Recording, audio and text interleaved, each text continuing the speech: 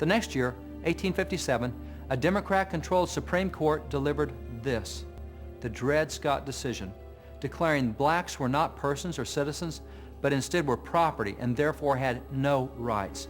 In fact, quoting from this infamous decision, Democrats on the court announced that blacks had no rights which the white man was bound to respect, and the Negro might justly and lawfully be reduced to slavery for his benefit. In the 1860 presidential election, Republican Abraham Lincoln ran against Democrat U.S. Senator Stephen Douglas of Illinois. Both parties again issued platforms. The Republican platform of 1860 blasted both the Fugitive Slave Law and the Dred Scott decision, and it announced its continued intent to end slavery and secure equal civil rights for black Americans. On the other hand, the Democrats in their 1860 platform praised both the Fugitive Slave Law and the Dred Scott decision. In fact, Democrats even handed out copies of the Dred Scott decision along with their platform to affirm their belief that it was proper to have slavery and to hold African Americans in bondage. It is worth noting that for over a century and a half, Democrats often have taken a position that some human life is disposable, as they did in the Dred Scott decision. In that instance, a black individual was not a life, it was property, and you could do with your property as you wished. Today, Democrats have largely taken that same position on unborn human life, that an unborn human is really just disposable property to do with as one wishes. African Americans were the victims of this disposable property ideology a century and a half ago and still are today. Consider, although only 12% of the current population is African American, almost 35% of all abortions are performed on African Americans. In fact, over the last decade, for every 100 African American live births, there were 53 abortions of African American babies. Democrats have encouraged this. In fact, congressional Democrats are almost rabidly pro-abortion, and they consistently vote against protections for innocent unborn human life. For over a century and a half, Democrats have wrongly argued that some human life is merely disposable personal property, and black Americans have suffered most under this philosophy. In the 1860 presidential election, Republican Abraham Lincoln was elected with only 40% of the popular vote, but 59% of the Electoral College vote. Republicans also won a majority in the U.S. House and Senate in that election, thus giving Republicans control of the lawmaking process for the very first time. Given the bold anti-slavery and pro-civil rights positions set forth by Republicans in their platforms, it was obvious to Democrats what was about to occur. The anti-slavery and pro-civil rights position of the Republicans were about to become reality. What was the Democratic response? Southern Democrats left Congress and took their states with them, forming a nation that described itself as the slave-holding Confederate States of America. While Northern Democrats did not support secession, they nonetheless generally supported slavery and imposed civil rights for black Americans. In short, the main difference between Southern and Northern Democrats at that time was their view on secession, not slavery. Who were the leaders of that new nation of slave-holding states? Democratic U.S. Senator Jefferson Davis of Mississippi became the president of this new slaveholding nation, and Democratic Representative Alexander Stephens of Georgia became its vice president. However, returning to the election of 1860, with Republicans firmly in control of the federal government, they quickly began implementing significant changes. In 1862, Republicans abolished slavery in Washington, D.C., and in 1863, the Emancipation Proclamation was issued, freeing all slaves in the southern states in rebellion. In 1864, following the issuance of the Emancipation Proclamation, several civil rights laws and laws preparing to facilitate civil rights were passed. One of them was this bill establishing the Freedmen's Bureau. Another was this bill equalizing pay for soldiers in the military, whether white or black. The Fugitive Slave Law was also repealed that year over the almost unanimous opposition of the Northern Democrats still in Congress. While Republicans in the North were working to end slavery and secure civil rights, the new nation of Southern Democrats was determined to head in an opposite direction. In fact, Confederate Vice President Alexander Stephens, the Democrat from Georgia, delivered a speech entitled African Slavery, the Cornerstone of the Southern Confederacy. In that speech, Stephens first correctly acknowledged that the Founding Fathers, even those from the South, had never intended for slavery to remain in America.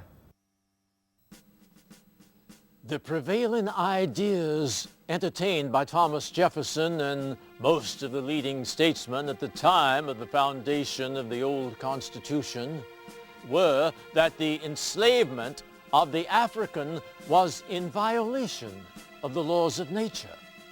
But the general opinion of the men of that day was that somehow or other, in the order of providence, the institution would be temporary and pass away. So what did Vice President Stevens and the new Confederate nation think about these anti-slavery ideas of the Founding Fathers? The founders' ideas against slavery were fundamentally wrong. They rested upon the assumption of the equality of races. This was an error, and the idea of a government built upon it. Our new government, the Confederate States of America, is founded upon exactly the opposite idea. Its foundations are laid, its cornerstone rests upon the great truth that the Negro is not equal to the white man, that slavery, subordination to the superior white race, is the natural and moral condition of the Negro. This, our new Confederate government, is the first in the history of the world based upon this great physical, philosophical, and moral truth.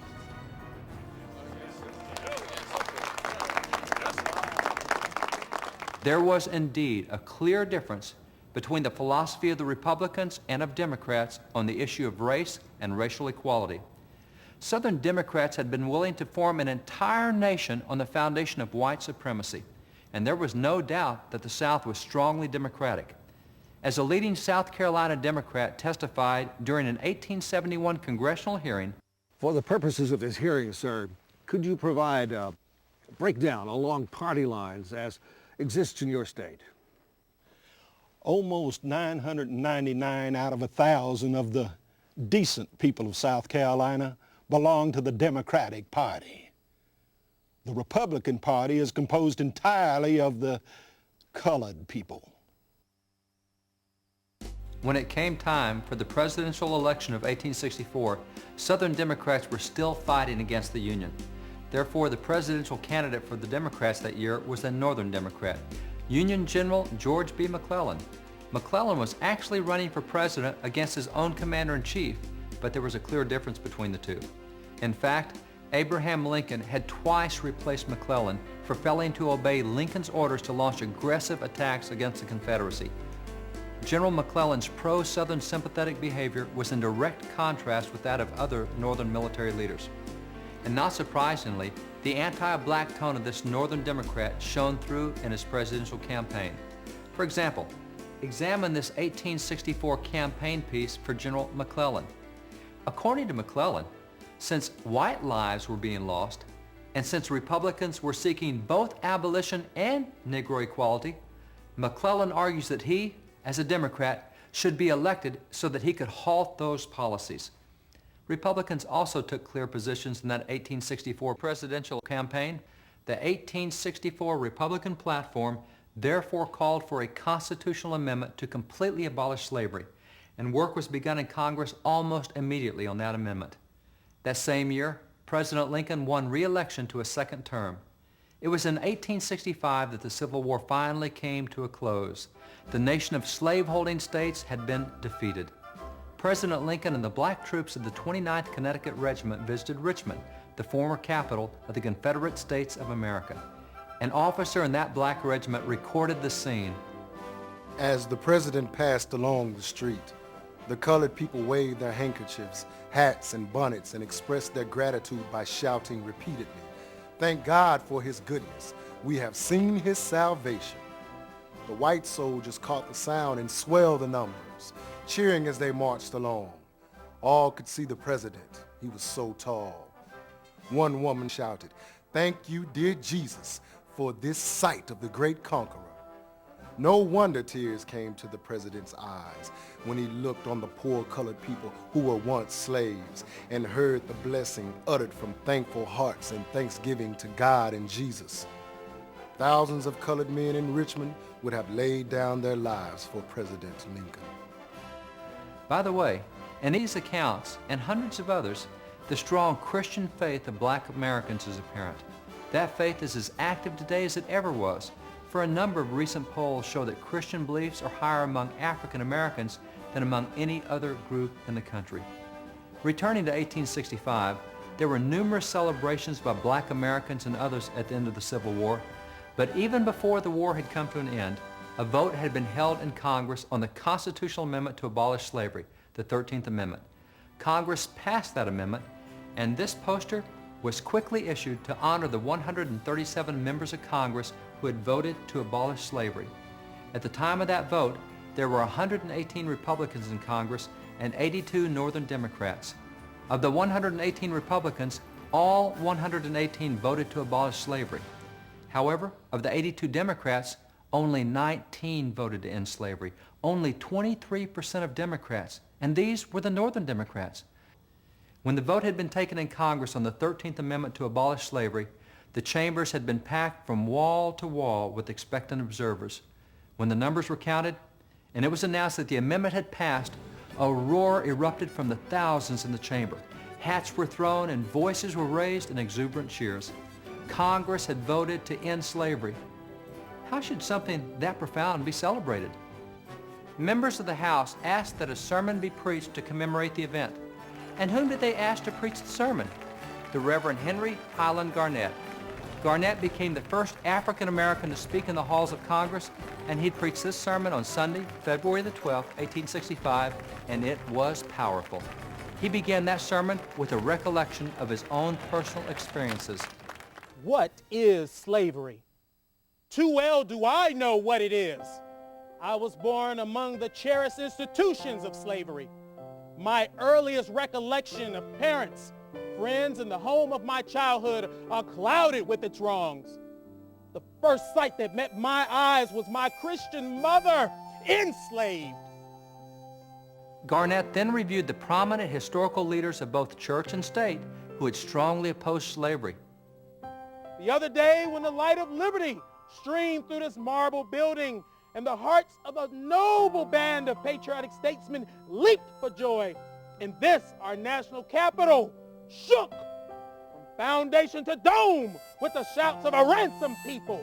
Then methinks the spirits of Washington, Jefferson, the Jays, the Adams, and Franklin, and Lafayette, and Giddings, and Lovejoy, and those of all the mighty and glorious dead remembered by history because they were faithful to truth, justice, and liberty, were hovering over this august assembly. Though unseen by mortal eyes, doubtless they joined the angelic choir and said, Amen! Hallelujah!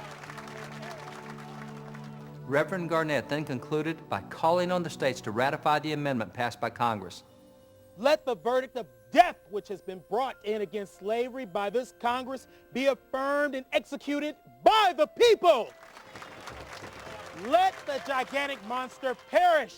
Yes, perish now and perish forever. Let slavery die.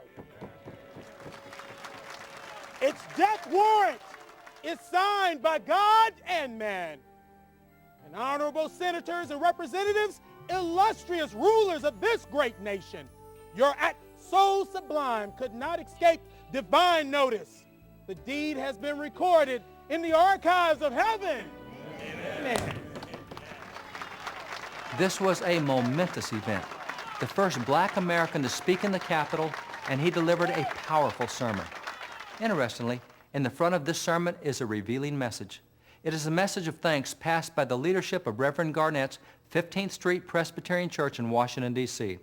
The church trustees were so pleased with the honor bestowed on their pastor that they passed a resolution declaring that it was the Republican members of the House who had asked Reverend Garnett to speak. The Democrats in the House did not join in inviting him to preach a sermon. Yet this is not surprising given the demonstrated attitude of Democrats toward blacks at that time, and it's not surprising judging by the Democratic opposition to traditional public religious expressions and activities that they still demonstrate even in the most recent years. For example, even though nearly 80% of the nation supports voluntary spoken prayer in public schools, only 13% of Democrats voted for a recent constitutional amendment to permit it. And even though almost 80% of the nation supports public displays of the Ten Commandments, only 21% of Democrats voted for a congressional bill to allow those displays. Consider, too, the congressional bill to remove IRS control from over what pastors can say, a bill that would reinstate freedom of speech to American pulpits exactly the way it had been before Lyndon Baines Johnson amended the IRS code in 1954 to restrict speech in churches. Only 5% of Democrats voted to allow free speech for churches. There are many other votes in Congress demonstrating a general Democratic hostility toward laws protecting public religious expressions, just as a century and a half ago when they would not join in inviting the Reverend Garnett to deliver his sermon. Because of the 13th Amendment and the end of slavery, black Americans, particularly in the South, could now enjoy their first real taste of civil rights, their first genuine opportunity for political participation. Within a year, blacks were registering to vote and were forming political parties across the South. For example, at a rally in Houston, Texas, on July the 4th, 1867, 150 blacks and 20 whites formed the Republican Party of Texas, and black Americans also started other Southern Republican parties as well. In fact, the first 42 blacks elected to the state legislature in Texas were all Republicans. And in Louisiana, the first 95 black representatives and the first 32 black senators were, again, all Republicans. Similarly, in Alabama, the first 103 blacks elected to the state legislature were all Republicans. In Mississippi, the first 112 black legislators were Republicans. In South Carolina, the first 190. In Virginia, the first 46. In Florida, the first 30, and the same in North Carolina. And in Georgia, 41 blacks were elected to the state legislature, all as Republicans. So great were the gains of blacks through the Republican Party that Democrats began to fight back in other ways. Recall that black Americans had made huge gains in Louisiana with the election of 127 black legislators and even a black lieutenant governor, PBS Pinchback, who later became state governor. To halt such progress, in 1866, Democrats, in conjunction with the city police and the Democratic mayor of New Orleans, attacked the Republican convention in that city, killing 40 blacks, 20 whites, and wounding 150 others. Democrats even rushed the floor of the Louisiana legislature to seize by force the power away from the elected black Republicans, but federal troops arrived to restore peace and return African Americans to their lawfully elected positions. Similarly, violent and often deadly attacks by Democrats against Republicans also occurred in other states as well. While much early Democratic opposition occurred on a state-by-state or a local basis, in 1866, Democrats formed a group that became national. Its declared purpose was to break down the Republican government and to pave the way for Democrats to regain control in the elections. What was the name of that group? The Ku Klux Klan. Although it is relatively unreported today, the historical documents are unequivocal that the Klan was started by Democrats and that the Klan played a prominent role in the Democratic Party. This 13-volume set of congressional investigations from 1872 conclusively and irrefutably documents that fact. The Klan terrorized black Americans through murders and public floggings. Relief was granted only if they promised not to vote for Republican tickets, and violation of this oath was punishable by death. And since the Klan was targeted against Republicans in general, it did not limit its violence simply to black Republicans. In this old illustration, the Klan in North Carolina is about to hang a white Republican. This is a Klan push card from 1868, about the size of a baseball card. It is entitled, Radical Members of the South Carolina Legislature. It shows 63 radicals. They were all Republicans. The Democrats called Republicans radicals because the Republican Party was biracial and allowed blacks to vote and participate in the political process, thus making them radical in the Democrats' eyes. Of the 63 radicals or Republicans in the South Carolina legislature, 50 were black and 13 were white. On the back of this card, all the names of the radical Republicans were listed. Evidently, if the Klan wanted to pay a night visit, with the help of this card, they would know exactly who they were looking for. Although much progress had been made because of the 13th Amendment and the civil rights laws passed in Congress, Democrats in the South still found ways to ignore those laws. Congress responded with the 14th Amendment, a civil rights amendment to the Constitution declaring that former slaves were full citizens of the state in which they lived and were therefore entitled to all the rights and privileges of any other citizen in that state. When the 14th Amendment came to a vote, 94% of the Republicans in Congress voted for the passage of that civil rights amendment.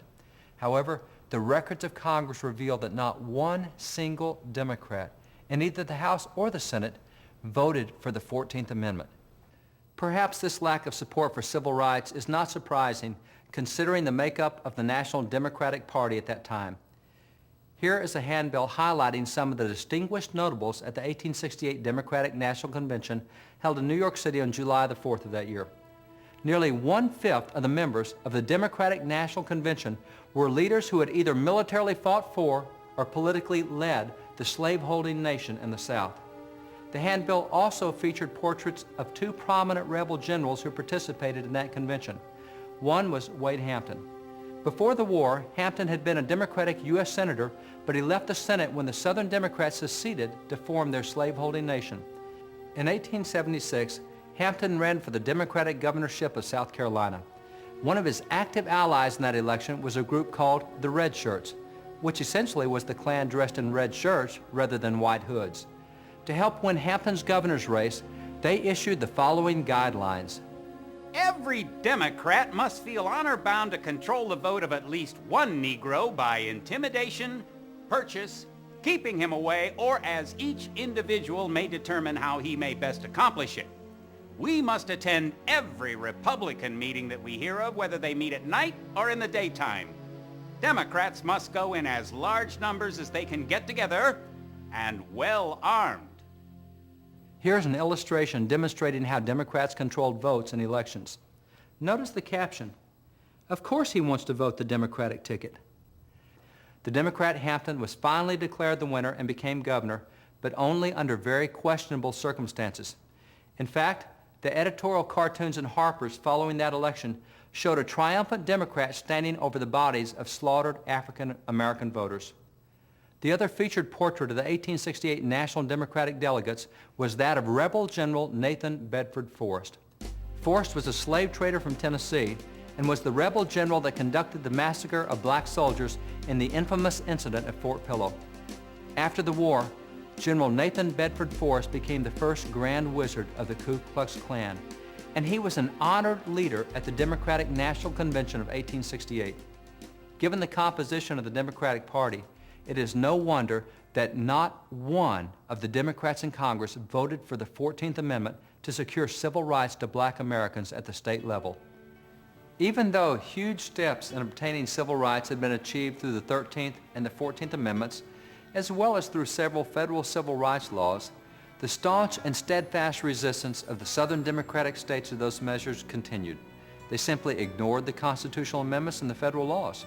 Congress therefore imposed requirements that before the former Confederate states could be readmitted, they must create new state constitutions that guaranteed equal civil rights for black Americans.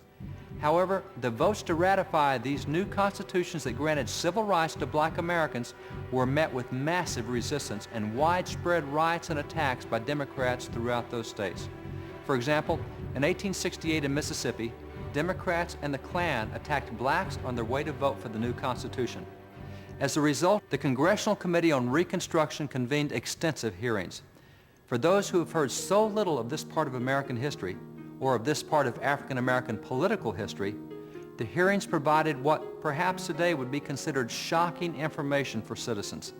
Consider, for example, the testimony of election worker Robert Flournoy, given before the committee on December the 15th, 1868. What means have you had within the last years of knowing the sentiment of the people of Mississippi concerning the Constitution that was framed at the convention? I canvassed a large portion of the state in favor of the adoption and ratification of the Constitution. Of course, I made it my business to ascertain the sentiment of the people from what I could judge in general from the expressions of approval or disapproval of remarks made. And I took it upon myself to converse freely with the people. I have never met in all my interaction with the Negroes of Mississippi but one single Negro who professed to be a Democrat, and that was in the town of Oxford. He was a waiter in a hotel, and he informed me that he was a Democrat. I tried to convert him and failed and left him a Democrat. This election official could only find one black American in the entire state of Mississippi that was a Democrat. Significantly, in Mississippi at that time, there were 444,000 blacks and only 383,000 whites. Since blacks voted overwhelmingly Republican, only by preventing blacks from voting could Democrats defeat the new state constitution with its civil rights provisions, hence the cause of the violence. Notwithstanding the strident opposition throughout the southern states, the new constitutions were eventually passed, and a number of black Americans were elected to national office under those new constitutions. This 1872 print by Currier and Ives shows the first 7 black Americans elected to the U.S. Congress. Significantly, all 7 were Republicans. On the left side of the picture is Hiram Rhodes Revels from Mississippi. An ordained minister, he served as a missionary and pastor, recruited 3 black regiments, and was a chaplain during the Civil War. Revels became America's first black U.S. Senator. Next is Benjamin Turner of Alabama. Turner was a slave during the Civil War, but within 5 years after the war, he had become a wealthy and prosperous businessman. Next is Robert DeLarge of South Carolina. Born as a slave, within 3 years of the end of the war, he was serving in the State House. He also chaired the Republican Party's platform committee and became a statewide elected official. Next is Josiah Walls of Florida. Walls was a slave during the Civil War and was forced to fight for the Confederate Army. After he was captured by Union troops, however, he promptly enlisted as a Union soldier and even became an officer. After his election to Congress, his credentials were challenged by Democrats and he was twice sent home. He was reelected after the first challenge, but during the second challenge, Democrats regained control of Florida and he was prevented from returning. Next is Jefferson Long of Georgia. Born as a slave, he was self-educated and built a thriving business. However, when elected to Congress as a Republican, Democrats boycotted his business, causing him great financial losses. Long was the first black American to deliver a congressional speech in the U.S. House. Next is Joseph Hayne Rainey of South Carolina. Born a slave, he actually served briefly as Speaker of the U.S. House and was in Congress longer than any other black American from that era. The 7th is Robert Brown Elliott, also of South Carolina. He was well educated, reading in Spanish, French, and Latin.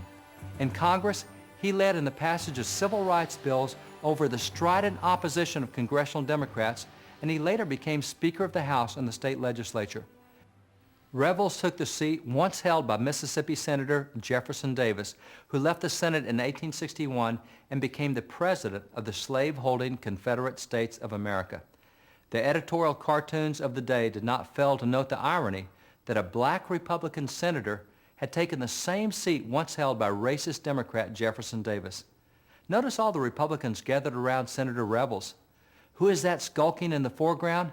Democrat Jefferson Davis, filled with rage and hatred as a black Republican takes his seat. While the Reverend Hiram Rhodes Revels was the first black American to serve in the U.S. Senate, there have been others as well. The second was Blanche Kelso Bruce, the first to serve a full term in the Senate. The third black senator was Edward Brooke. Significantly, the first 3 black U.S. senators, Revels, Bruce, and Brooke, were all Republicans.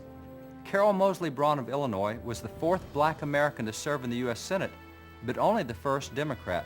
And Barack Obama, also from Illinois, was only the 2nd black Democratic U.S. Senator. The first African American elected to the U.S. House was Joseph Hayne Rainey of South Carolina. He was the first of 23 black Americans elected to the U.S. Congress, all as Republicans. Remarkably, of those early black congressmen, 13 had been slaves. Consider the amazing transformation that this represents. In only 5 years, black Americans had gone from being slaves to becoming members of Congress. Not only had 13 of the early black congressmen been slaves, but many were home or self-educated. Additionally, 3 of that group were ministers, 7 were attorneys, 5 were school teachers, 4 were university presidents, and 13 were state legislators, a distinguished group with momentous achievements. Democrats did not elect their first black American to the U.S. House until 1935, and that black member was from Illinois, a northern state in which blacks had always been free. It was not until 1973 that the first black American Democrats were elected to Congress from the South, Barbara Jordan of Texas and Andrew Young of Georgia. And they were elected only after the U.S. Supreme Court struck down the gerrymandered district lines that Southern Democratic state legislatures had drawn that kept blacks from being elected. While black Americans immediately following the Civil War had indeed begun a distinguished chapter in their history, the opposition to their rapid success grew just as rapidly as had their successes. Many Southern Democrats despised blacks and Republicans and utilized every means possible to keep them from voting, including not only the use of devious and cunning means, but also the direct use of violence. As a response to Democratic violence in the South, and in order to further secure the civil rights of black Americans, Congress passed the 15th Amendment explicitly guaranteeing voting rights for blacks. Like the 2 previous civil rights amendments, the 15th Amendment was passed also along partisan lines. Not a single one of the 56 Democrats in Congress at that time voted for the 15th Amendment. Not one Democrat, either from the North or the South, supported granting explicit voting rights to black Americans. By 1875, only a decade after the Civil War, Republicans had successfully passed almost 24 civil rights laws, and black American legislators often played significant roles in the debates surrounding the passage of such laws. One example involved a civil rights bill in 1871, a bill allowing the federal government to punish Klan violence. During the debates on that bill, Representative Robert Brown Elliott of South Carolina addressed the issue of Southern violence and delivered a compelling speech. The purpose of the Democratic Party of the South, as evidenced in the utterances of its recognized writings and leaders, exhibits the declared purpose to defeat the ballot with the bullet and other coercive means. I have presented a few manifold proofs in support of the facts about the Klan. I have shown the declared purpose of the Ku Klux organization, and I refer to the official records of nearly every southern state during the past 10 months to show how that bloody purpose has been in part executed. This bill will tend in some degree to prevent its full achievement. I trust, sir, that this bill will pass quickly and be quickly enforced, lest the Democratic Party of the South triumph through armed violence. Representative Joseph Hayne Rainey, another member from South Carolina, also delivered a powerful speech during the debates on that bill, explaining why blacks were most often the targets of Klan violence. When we call to mind the fact that this Klan persecution is waged against men for the simple reason that they dare vote with the Republican Party, the question is sometimes asked, why do not the courts of law afford redress? We answer, because the courts are in many instances under the control of Democrats who are wholly opposed to the impartial administration of law and equity. What benefit would result from appeal to courts whose officers are secretly in sympathy with the very evil against which we are striving? If the Negroes, numbering 1/8 of the population of these United States, would only cast their votes in the interest of the Democrats, all open measures of violence against them would immediately be suspended and their rights as American citizens recognized. But I can only say that we love freedom more, vastly more than slavery. Consequently, we hope to keep clear of the Democrats. I will also say that in the state of South Carolina, which I represent, there is no disturbance of an alarming character in any one of the counties in which the Republicans have a majority. The troubles are usually in those sections in which the Democrats have control. I say to the entire membership of the Democratic Party, that upon your hands rests the blood of the loyal men of the South. Disclaim it as you will, but the stain is there to prove your criminality before man and God in the world in the day of retribution, which will surely come. I pity the man or party of men who would seek to ride into power over the dead body of a legitimate opponent. I can say for my people that we are fully determined to stand by the Republican Party and the government. We have resolved to be loyal and firm, and as Queen Esther said long ago, if we perish, we perish. I earnestly hope that this bill will pass. That bill did pass, but only over the united opposition of Democrats. In fact, no Democrat, not a single one, either from the North or the South, supported the Civil Rights Bill to punish Klan violence. 4 years later, black Americans again played a significant role in the debates on a Civil Rights Bill, this time the Civil Rights Bill of 1875 to prohibit segregation and racial discrimination. Following one Democratic tirade against the bill, Representative Robert Brown Elliott rose to respond. It was such a climactic moment that the artist of the day created illustrations depicting the verbal battle that occurred between this black Republican and Democrat Alexander Stephens, who had been the vice president of the Confederacy and who was a leader of the Democratic arguments on the bill. Elliott's magnificent response did not convert Alexander Stephens or the other Democrats, but it was so eloquent that it silenced them. In fact, the Democrats' rebuttal against Elliott was so weak that the best they could do was to claim that the speech was not really his, that it was so brilliant that someone else must have written it, that surely a black American such as Elliott could not have created such a masterful speech. He so completely befuddled them with his oratorical skills that all they could do was claim that someone else must have written his speech. Representative John Roy Lynch of Mississippi, in closing his speech on the same bill, predicted what he believed would be the outcome of the vote. In conclusion, Mr. Speaker, I say to the Republican members of the House that the passage of this bill is expected by you. If any of our Democratic friends will vote for it, we will be agreeably surprised. But if Republicans should vote against it, we will be sorely disappointed. But I have no fears whatever in this respect. Republicans have stood by the colored people of this country when it was more unpopular to do so than it is to pass this bill.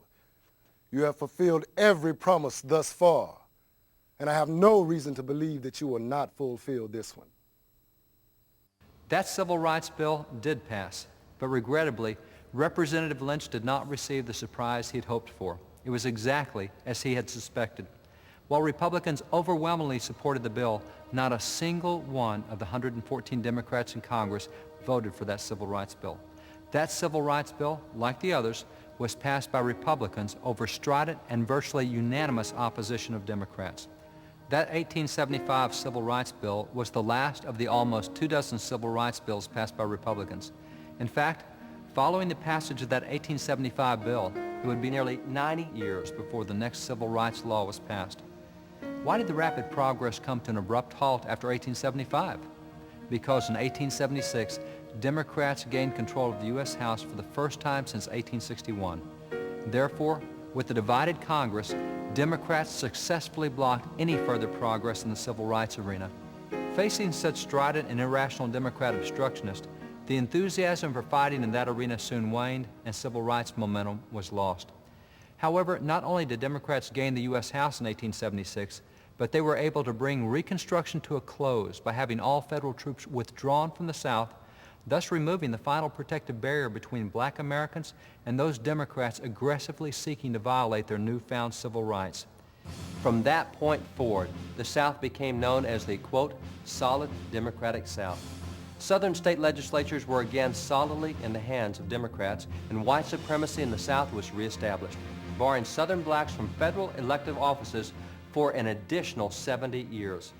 Returning to 1876, public debate began to focus on issues that had already been raised in earlier civil rights laws, laws and issues that Democrats were now trying to reverse, issues such as education. For example, this piece, entitled Politics and the School Question, attitude of the Republican and Democratic parties in 1876 examined the contrasting positions of the two parties on the issue of education. The Republicans had supported public education for all children, regardless of race, but Democrats not only opposed public education for all children, but in fact strongly supported segregated education. For example, this is a published and widely distributed pro-segregation speech by Democratic Congressman James Harper of North Carolina. Notice its title, Separate Schools for Whites and Colored with Equal Advantages. Mixed schools? Never. Similarly, in 1875, the Democratic Executive Committee of Ohio issued this piece on public education to, as they said, expose the tricks of the Republican Executive Committee. What were the so-called dirty tricks of Republicans to which Democrats objected, and what was intended to be an insult about Republicans? The only positive action of the Republican Party on the school question in Ohio is to destroy the system by requiring that whites and blacks be educated together. The Democratic response against open education for black youth sometimes went beyond words to acts of violence, such as when they burned down 8 schools in Memphis in which black youth were being taught. Additionally, since churches in the South frequently provided education for youth, such as St. Philip's Church in Richmond, churches were also frequently burned down. And this is a flyer distributed by the Klan in North Carolina showing a school teacher being stripped and beaten. That flyer, distributed to teachers, warned, "Miss Whoever, we send you a picture of the way we treated a Yankee schoolma'am in this county last year. Beware lest you share the same fate." Black leaders understood that good education was important not only to black Americans, but also to the future of the country. Representative Joseph Hayne Rainey, speaking on a bill to strengthen the education system for all students, including young black students, wisely reminded the opposing Democrats, I shall remind the House of one thing more. The youth now springing up to manhood will be the future lawmakers and rulers of our country. That they should be intelligent and thoroughly educated is a prime necessity and of great importance, which is admitted by all and denied by none. All that may be done with this end in view will be returned with an increased interest. I truly hope that those Democrats who oppose this bill will reconsider their opposition and give it their vote when the question shall again be before the House. For one, I shall give it my hearty support, believing it to be just and beneficial in its provisions. Unfortunately, 87% of the Democrats in Congress at that time voted against that education bill. Segregated, inferior, and dilapidated schools for blacks became the norm in the southern states under Democratic control. In 1954, the Supreme Court in Brown versus Board of Education finally struck down state segregation laws in education, thus reinstating what Republicans had done nearly 75 years earlier in the 1875 Civil Rights Bill. What was the Southern Democratic response to the court decision finally ending segregated education? There was a twofold response, one of words and one of actions. In the category of words, 100 Democrats in Congress, 19 senators and 81 representatives, passed the Southern Manifesto denouncing the court's decision to end segregation. Those 100 Democrats declared in 1956 that desegregation was, quote, certain to destroy the system of public education and that there would be what they called an explosive and dangerous condition created by this decision. Also in the category of words, Democratic Governor Herman Talmadge of Georgia issued a written attack on the court decision and promised that, quote, there will never be mixed schools while I am governor. Mississippi Democratic Governor James Coleman, when asked in an interview on Meet the Press whether the public schools of Mississippi would ever be integrated, succinctly replied, I would say that a baby born in Mississippi today will never live long enough to see an integrated school. This was typical of what many Southern Democrats did in the category of words. But the Democratic response went beyond words and also included actions. For example, in 1956, Democratic Governor Allen Shivers of Texas deployed the Texas Rangers to keep blacks from entering schools in Mansfield. The following year, 1957, Democratic Governor Orville Faubus of Arkansas called out the National Guard to keep black students from entering Central High School in Little Rock. However, Republican President Dwight D. Eisenhower quickly intervened and he federalized the Arkansas National Guard to take it away from Governor Faubus. Eisenhower then replaced the Arkansas Guard with 1,200 troops from the elite 101st Airborne Division, ordering them to protect the 9 black students who had chosen to go to Central High. Democrats in the U.S. Senate strongly protested against Eisenhower's actions to protect these black students.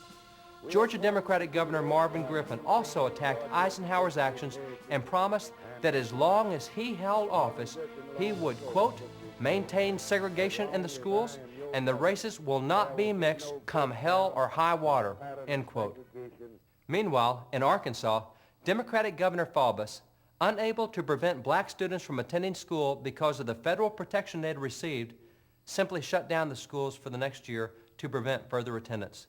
And Virginia Democratic Governor James Almond, like other Southern Democratic governors, also shut down public schools rather than permit black students to attend. In 1960 in Louisiana, where Democratic Governor Jimmy Davis supported segregation, it required 4 federal marshals to accompany little Ruby Bridges so she could attend a public elementary school in New Orleans. So deep-seated was the racism among Southern Democratic leaders that when the 1964 Civil Rights Bill became law, Lester Maddox, who became Democratic Governor of Georgia, sold the fast food business that he owned rather than serve blacks in his restaurant.